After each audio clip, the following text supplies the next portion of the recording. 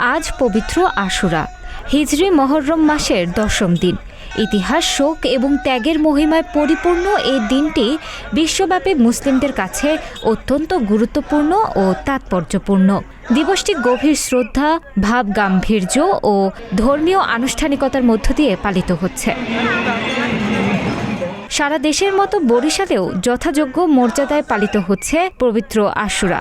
এই উপলক্ষে রবিবার সকাল 11টায় নগরীর নতুন বাজার মোরগখোলা পুল এলাকা থেকে একটি তাজিয়া মিছিল বের হয়। প্রতি বছরের মতো এবারও পাক পাঞ্জাতন পরিষদের উদ্যোগে আয়োজিত হয় এই ধর্মীয় শোক মিছিল। মিছিলে অংশগ্রহণকারীরা ধর্মীয় স্লোগান লেখা ব্যানার, ফেস্টুন ও রঙিন পতাকা নিয়ে নগরীর প্রধান সড়ক প্রদক্ষিণ করেন। এছাড়াও নগরীতে পৃথকভাবে আরও একটি তাজিয়া মিছিল অনুষ্ঠিত হয়। তাজিয়া মিছিল ঘিরে শহরে নেওয়া হয় কঠোর নিরাপত্তা ব্যবস্থা।